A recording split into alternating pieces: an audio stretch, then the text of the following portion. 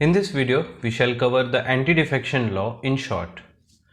We shall only cover the points that are important for prelims. First up, let's see what is defection. Defection means leaving one party for another. So if a candidate contests elections for Lok Sabha on a party's ticket and after winning the elections, if he decides to go to another party or to disobey the party that helped him win, then this is known as defection. This is usually done for material benefits or for promise of a better post in another party. This is popularly known as horse trading. Before anti-defection law was passed in 1985, Indian politics saw a large number of defections. So to disqualify such members from the Legislative House, the 10th schedule was added to the Constitution by the 52nd Constitutional Amendment Act.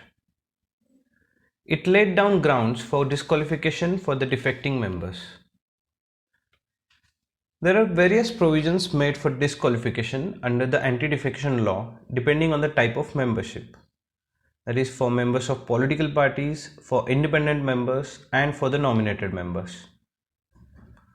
A member of a house belonging to any political party can be disqualified from his membership of the house if he voluntarily gives up his membership of such party, or if he votes or abstains from voting contrary to any direction issued by his party.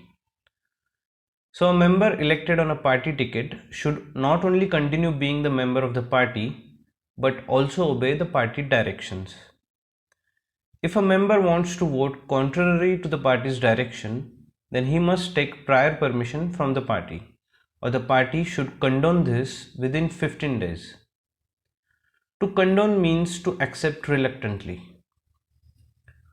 But there are few exceptions allowed here. First exception is when two parties merge. A merger of political parties takes place when 2/3 of members of both parties have agreed for such a merger. So if there is a merger between a member's party and another party, then he may exit the party without being disqualified from the house.